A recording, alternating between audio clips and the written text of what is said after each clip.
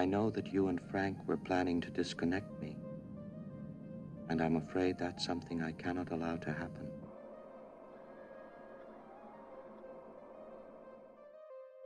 L'intelligence artificielle naît officiellement en 1956. Quelques années plus tard, en 1965, Stanley Kubrick et Arthur C. Clarke achèvent le scénario de 2001, l'Odyssée de l'espace. Un ordinateur, HAL 9000, y décide seul de s'opposer aux ordres d'astronautes humains. Le débat est ainsi lancé dans le grand public dès 1968, année de la sortie du film, avec une question centrale. L'intelligence artificielle créée par l'homme peut-elle lui imposer sa volonté ? Près de 50 ans plus tard, l'interrogation reste à peu près entière. Ainsi, l'IA associée au progrès vertigineux des ordinateurs se révèle supérieure à l'homme dans des jeux emblématiques comme les échecs ou récemment le jeu de Go. Do you read me, Hal? Affirmative, Dave. I read you.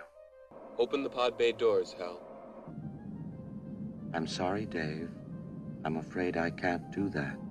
Et nous ne sommes pas à la veille d'un HAL 9000 dans 2001, l'Odyssée de l'espace, qui voudrait zigouiller l'humanité. Je le répète, les enjeux sont des enjeux économiques liés au fait que nous sommes nuls en matière d'intelligence artificielle, faibles en Europe, pris en tenaille entre les GAFA et les BATX, Baidu, Alibaba, Tencent et autres Xiaomi chinois. On peut décliner le problème actuel de l'impact de l'IA sur l'emploi en 3 questions principales. Des réponses à ces questions dépendra la place que l'être humain peut et pourra occuper sur le marché de l'emploi. Déjà, aujourd'hui, les capacités de l'IA dites faibles, c'est-à-dire loin de supplanter le cerveau humain, se multiplient. Bien sûr, les fonctions qu'elle assure semblent à la portée de tout le monde. L'homme sait trier des images en analysant leur contenu. Mais le peut-il lorsqu'il s'agit de millions d'images ? De même pour filtrer le spam dans les mails. De plus, pour le passage de l'oral à l'écrit, et inversement, l'IA comprend de mieux en mieux le langage humain. Ceci est une démonstration, virgule, pour Sciences Publiques, virgule, du fonctionnement de la reconnaissance vocale développée par Google, virgule, et utilisée par son moteur de recherche sur Internet. Point.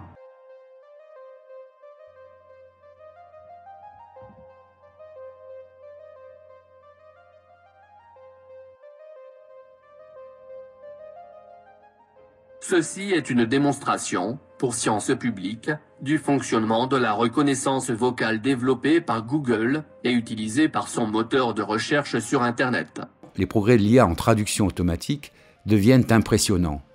Les hommes polyglottes peuvent faire le même travail, mais ils sont rares et leurs services sont onéreux. Quant à ceux qui savent lire sur les lèvres, Dave, although you took very thorough precautions in the pod against my hearing you, I could see your lips move.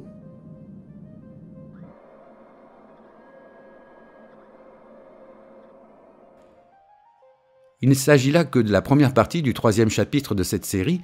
Dans la seconde partie, nous verrons que l'IA dispose déjà de nombreuses autres aptitudes. À suivre donc.